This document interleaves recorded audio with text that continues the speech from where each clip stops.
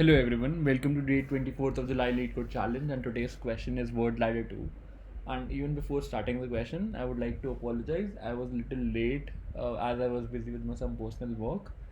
I just reached home back in the evening, and now I am there in front of the laptop solving this question for you guys. The question is a very famous interview problem, word ladder 2, and we have solved a similar kind of question in the past, named word ladder 1.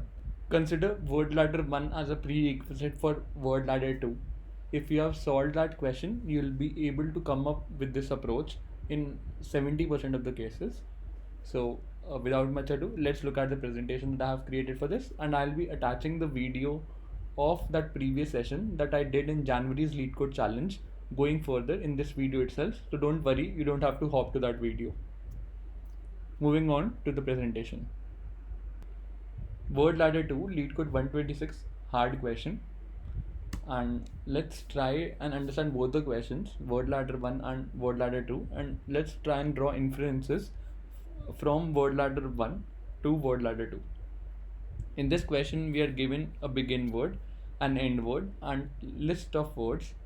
And what we can do, we can move from one word to another, and that will count as one transition only if they differ by one particular character in both these words. For example, hot and dog differ only by a single character, so you can move from hot to dog and will count it as one transformation. We need to return the number of words in the shortest transformation sequence from the begin word to the end word. If no such sequence exists, we need to return 0 in that case. Let's try and look at this particular example. The shortest transformation would be from starting from hit going up till cog. And how many hops will you take? You will have to take minimum of 5 hops, and how that will be, from hit you will move to hot, one transformation. From hot you will move to dog. From dog you'll move to from hot you'll move to dot. From dot you'll move to dog. T differs and G differs in both these words. It's just one single character. And then from dog you can move to cog. D and C differ by only a single character. So this is what the transformation sequence is like. This is what word ladder 1 states. Let's talk about word ladder 2. And since now you have calculated the minimum number of hops required to transform the input word to the end word, the begin word to the end word, you need to return all such possible transformations. Let's try and understand the possible transformations for this dataset only. And as we know, a minimum of 5 hops are required. From hit you move to hot, from hot you move to dot, from dot you move to dog, from dog you move to cog. Again, from hot you move to hit, you move to hot, from hot you move to lot, from lot you move to log, from log you move to cog. This also count as 5 transformation, this also counts as 5 transformation. So both of them are valid, and we need to return all such possible transformations that are there with respect to this word list that is given to us. In this question, you are given a dictionary and a beginning word and the end word, and some rules. And the rule says that two words are related if they differ by at max one character. So what you need to do in this question, you need to return the length of the shortest transformation that is possible, starting from the begin word till end word. And in each transformation, you can apply the rules that stated that two words are related if they differ by at least one character, at max one character. So let's walk through one of the example. You need to start with hit, and you need to check whether you can reach cog or not using the word list, which is acting as a dictionary in this case. How can you reach from hit till cog? This is the explanation given here. Hit, from hit to you go to hot, from hot you go to dot, from dot you go to dog, and from dog you go to cog. How many transactions did we do for reaching the end word? 5 transactions. 1, 2, 3, 4, 5. So actually we did 1, 2, 3, 4 transactions, and we actually did 4 transactions, but the total number of words that came in between were 5. So transaction plus 1 gives you the answer. Also, if it is not possible to reach the terminal state, return 0 in those cases. This is a negative case that is being discussed in this example. Without much ado, let's look at the slideshow that I have created. And let me just start the slideshow.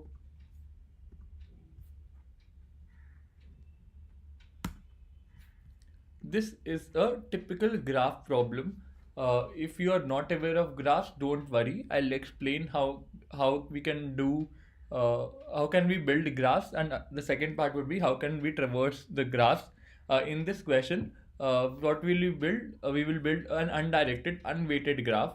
What is an undirected graph? Undirected graph means when A node points, A and B nodes are connected with each other, there is no specific direction.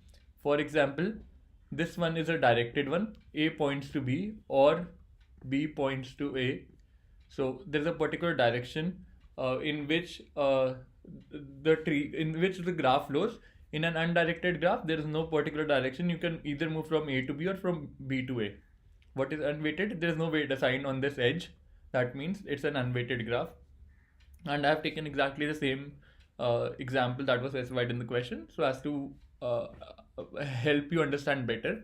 I will also discuss why we'll go for the BFS reversal or the DFS reversal, whichever is apt. So moving to the next slide now, and let's talk about how are we going to build graph. We will need to define a helper method which tells us whether a string is related to another string or not. So we'll pass a string. We'll pass the string A and string B, two strings, to a helper method, and it will return a boolean telling us whether these are related or not. What is the relation between these two strings? That they differ at max by 1 character.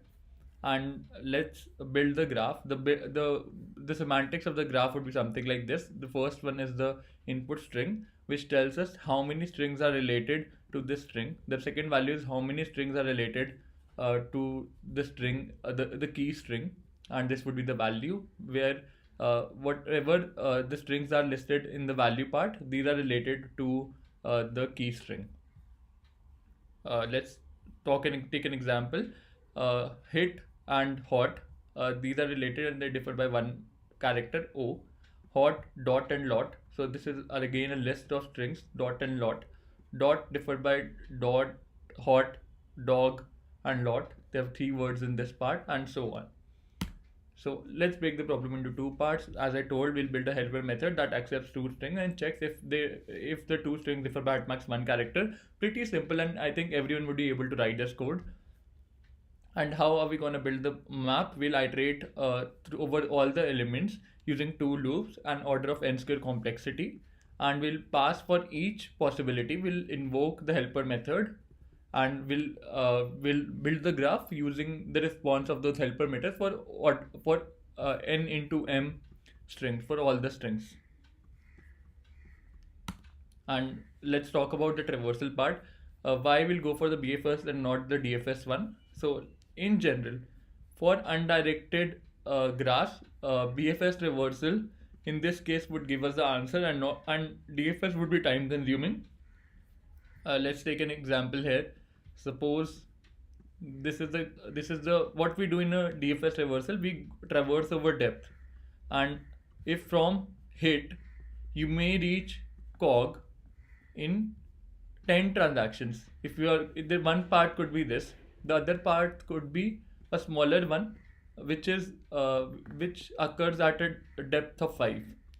So in DFS reversal, what you will be doing is you will be reaching cog, and then you'll be storing that information in the variable, and you'll iterating through all the paths that are present in this graph in a depth DFS fashion. And if you find a better value, then you will replace it with the minimum value. If not, you will continue moving in that traversing the graph.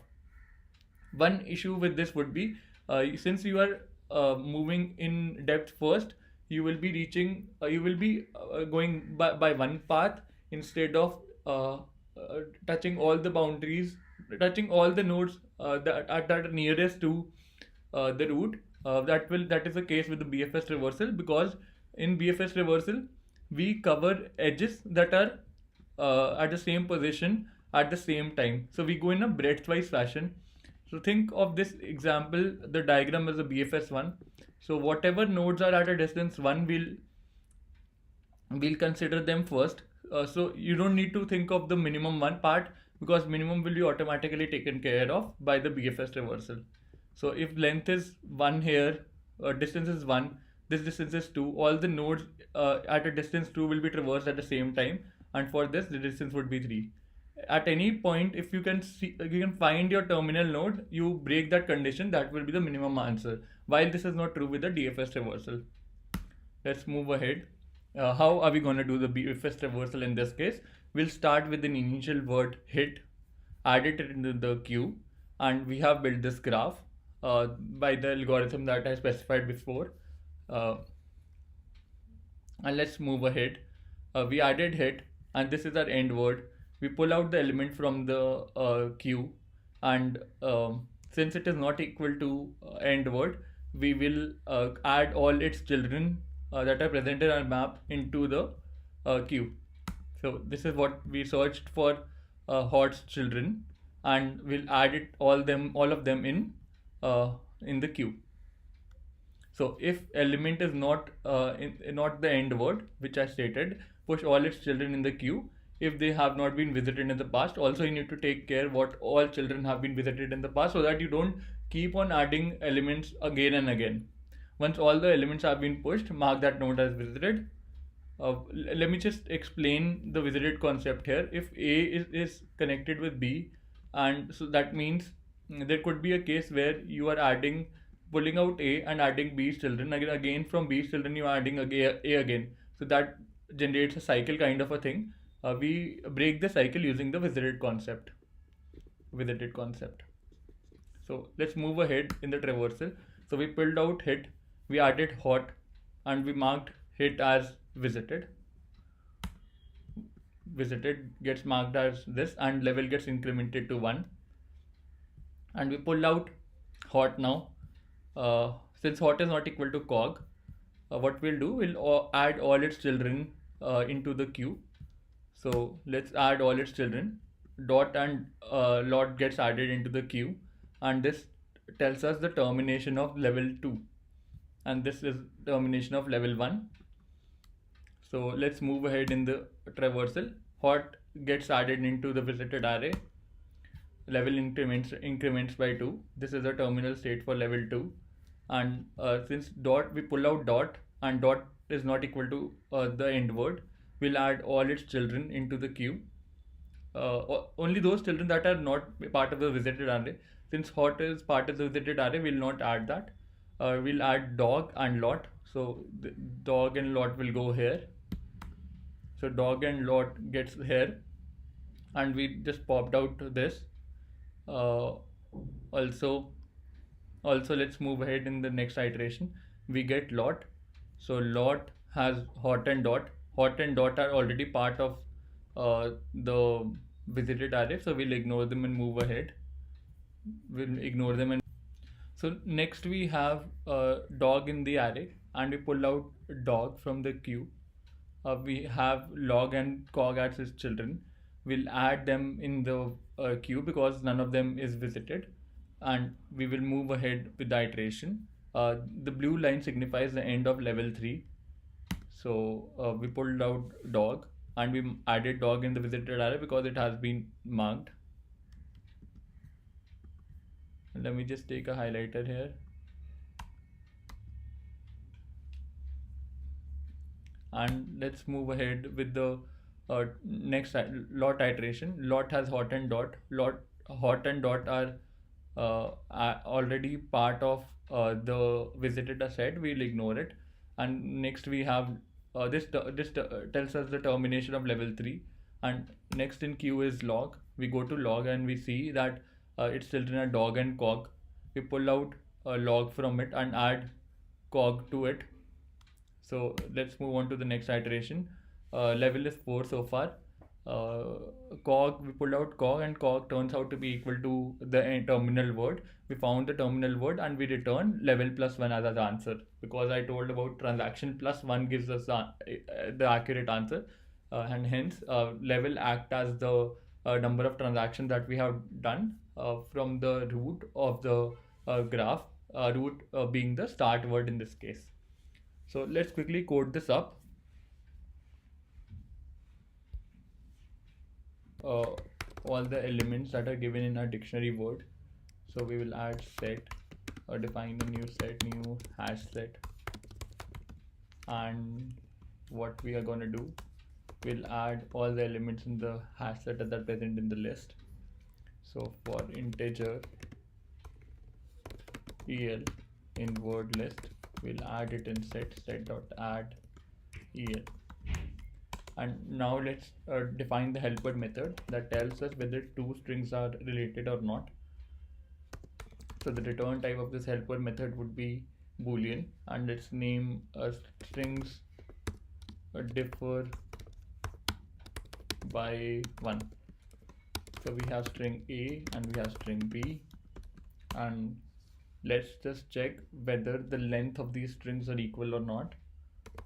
If a dot length is not equal to b dot length, if they have unequal length, then return false.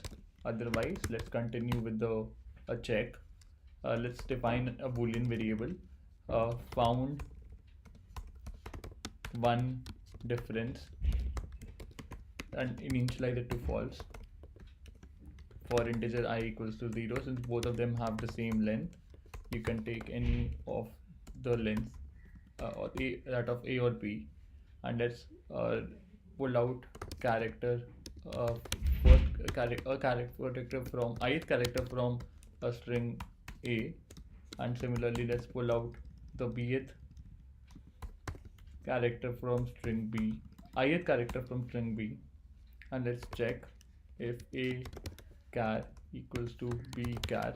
If they are unequal, then let's update found one difference to true. Also, before the check, we need to check whether we have found found one difference is already true or not. That means it's a second difference. If that is the case, return false. Otherwise, we'll return true. So this is one of the helper method that tells us whether two strings differ by at max 1 character. And let's define the map. So map is of string comma list of strings.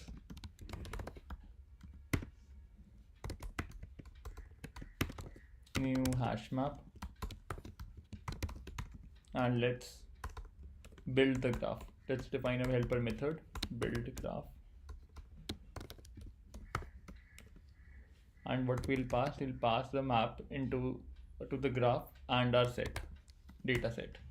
Also, we need to add the begin word to the data set, because from the begin word we need to build that graph, not the terminal word. So set.add begin word. If it is there in the word list, it's fine. If it is not, then you have to start our iteration from begin word. Hence, we have added it into our dictionary or the data set for word list. And let's build a graph. So building graph is also pretty simple exercise. Void, the return type is void, build graph, and what are the two parameters that it is accepting? One is a string, a map, and other one is a set of strings. Sorry, it has to be strings.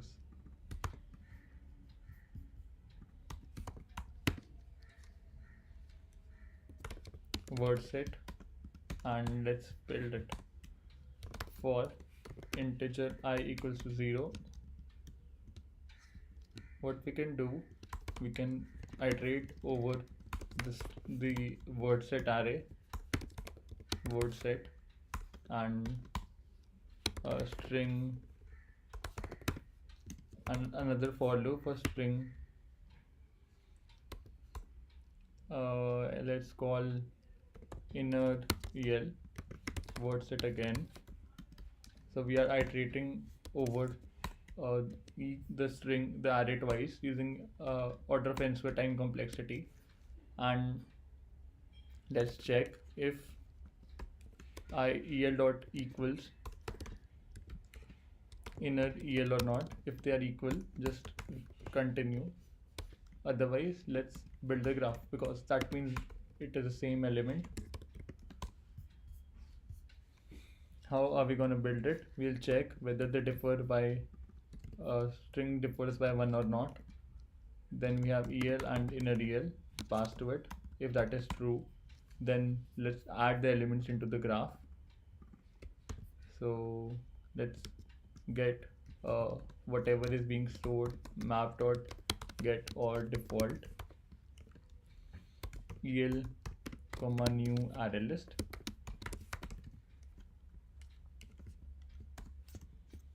and this will be a list of strings that means connections, and connections dot add inner el. Pretty simple. And let's just put this information back in the map connections. So what we have done, we have built the graph, we pulled out the information from the map, what all connections already existed, and added the new connection to this, and put the same information back into the map. So since this means that el is connected to inner el, and similarly what we need to do, we need to establish the connection between inner el to al. So I'll repeat the same process. Connections for inner el, and this time the key would be inner el, and we'll be adding el to it, the element to it, and inner el would be the key again, and this would be connections to connections for inner el, and this is how we have built the graph, and we are successful. And let's define another set which is of strings again, which tells us what all elements have been visited. So visited is very important. Hash set for strings, and this is a visited array. Let's define a queue. We are standard way of writing the BFS traversal: queue new linked list, and queue dot offer. From which word are we starting? Begin word. We are starting from the begin word. And while queue is not empty, let's calculate the size. Queue dot size, and while size minus minus is greater than 0, we'll pull out the head element. Queue dot pull out the head element, and if we check if head equals to the end word, if that is the case, we'll return level plus 1. So let's define variable level and return level plus 1. That's good. And let's check if visited dot contains head. If it contains head, just continue with the iteration. Otherwise, if it doesn't contain head, so that means head is an unvisited element, we'll add all its children into the queue. So string all its children means all its connections. Let's call it connection map.get or default. What is the key? Head is the key. And what is the default list? Array list. And let's check if visited does not contain connection. If that connection is not present in the visited array, we'll add it in the visited array. Q.offer visited,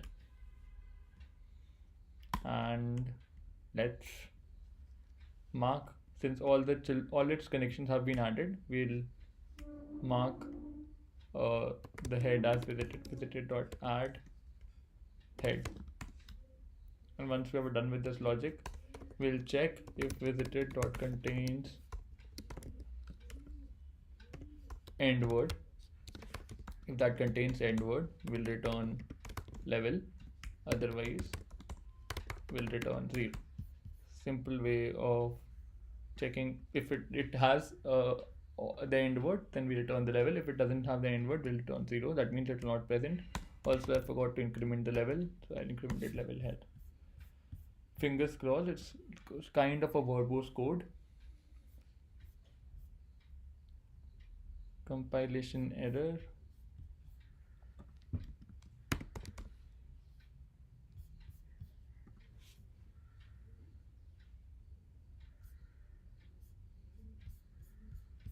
Again, some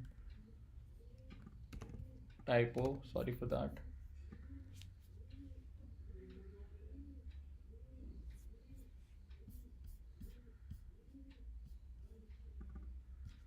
Oh, sorry, it has to be connection instead of visited.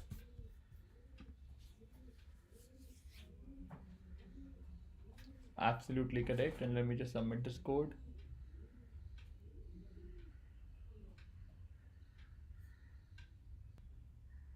Accepted. This time the solution got accepted. And let's talk about the time complexity. Time complexity of a graph traversal problem is order of n square / order of v plus c, which is number of vertices plus edges. And also you are building the graph in order of n square complexity, hence it is order of n. The worst case would be order of n square. The space complexity would be again order of v plus c, the number of vertices plus edges. Thanks for watching the video. I hope you liked the word ladder solution. And now let's talk about word ladder 2 solution. We'll be using the same BFS approach, and we'll exactly follow the same concept that we used there, with the slight modification. I'm talking about the modifications here. Since we need to traverse the complete path and store it somewhere, so every node will store its previous node from which it is coming. For example, from hit you move to lit, let's assume.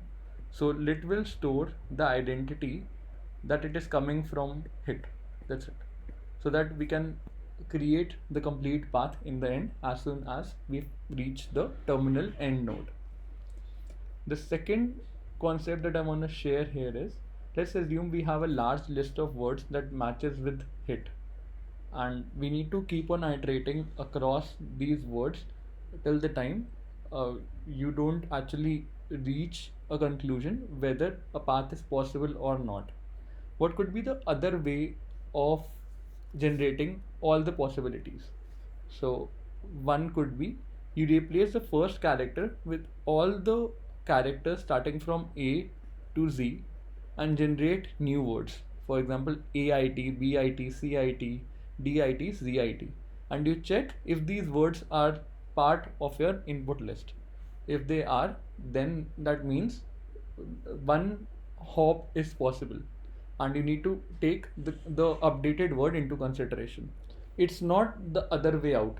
We are not using the complete data set to check what would be the next move.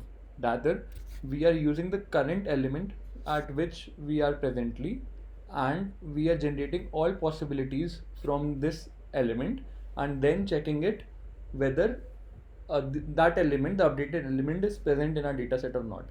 This will be beneficial in optimizing time complexity for those cases where we have huge number of input dataset. So what all permutations would be there for hit? First of all, you'll update h by any character starting from A to Z. Then you'll update I with every character starting from A to Z, and then you'll update T starting from every character from A to Z. So let me just write those: A to Z followed by IT, and then H A to Z followed by T, and the third possibility is H I A to Z. So what would be the time complexity for these generation? 26 into length of the input word that is under consideration, order of length. So as you can see that we have reduced the complexity to order of length for generation of the next move rather than iterating over the complete data set. Just keep a note of this point, and at times this approach is very beneficial. Let's just move on to the coding section where I'll show how I'll use these two properties to optimize the solution. The first thing that I've done is to define a private class node, and it has two attributes in it. One is the string value that the current node holds, and the other one the previous node from which we are actually coming from. I have defined two constructors, one with only string value, the current value of the node, other with the previous node passed in the constructor. Now let's look at the algorithm. The algorithm is pretty straightforward, guys, not much of complexity there. So I've defined a list of strings that will help us store the answer. In the second line, I have sanitized the input dataset so as to remove any duplication in the input word list. Followed by this, I have defined a queue of type node equals to new linked list. Pretty standard process. I have added the initial word, the begin word, to my queue, and I am iterating over the queue in a BFS fashion as I do in every BFS question. I calculate the size till the time size is starting from 0 up till I less than size. I could have, instead of the for loop, I could have written the other way out, size minus minus as well, which I usually do. I don't know why I followed this. Going further, I have pulled out the topmost element on the queue. I check what all possibilities are possible with respect to the current list that I have, starting from the pulled out element from the queue. From this string, what all nodes are possible that are there in the input list, and I'll get that string value, neighbor string or the neighbor adjoining string.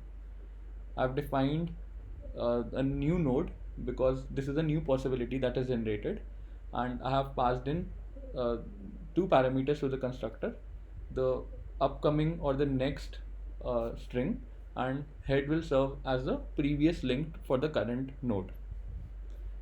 If the current neighbor value, the current node value is equal to the end word, that means I found my answer and I need to get out of this loop, this for loop, and check for other possibilities.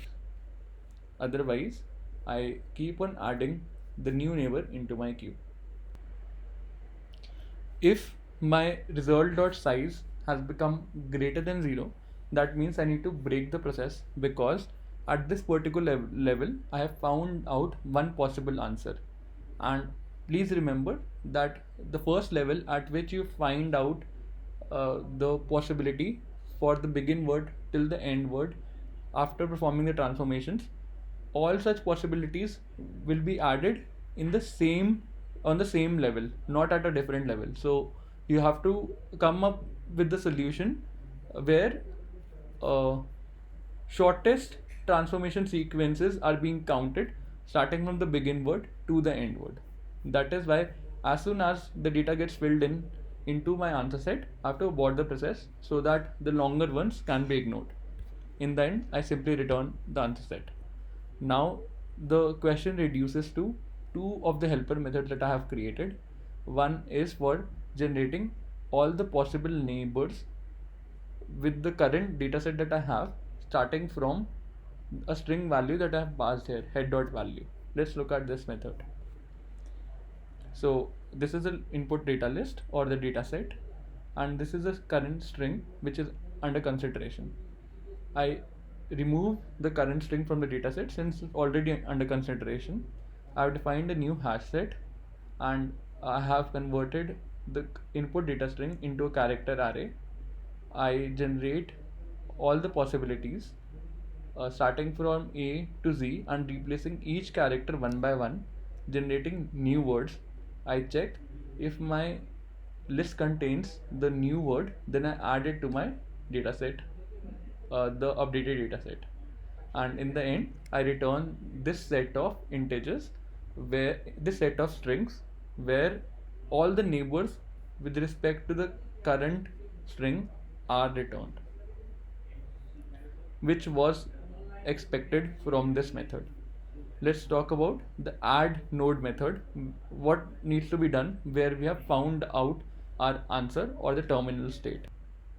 In this method, we need to build our answer set starting from the terminal node and going back in the reverse direction so that we can have one possibility stored in our result. So how will we do that? This is a terminal node which we have encountered, and we'll add it till the time the p is not equal to null, and with every iteration we'll go back. P is equal to p dot previous, the previous node that we encountered in the ladder, in the complete ladder. Also, we will add it in the first place. So I have explicitly used linked list here so that I can use the add first method. It will add it at the first index in your answer set, that is why. And you simply return the result starting from the terminal node and going up the ladder. I hope you enjoyed today's session. If you did, please don't forget to like, share, and subscribe to the channel. Thanks for viewing it. Have a great day ahead, and see you tomorrow with another fresh question from Coding Decoded for July Leetcode Challenge. Guys, congratulations. We are just 5 days away from winning the title. Another batch coming your way. Good night.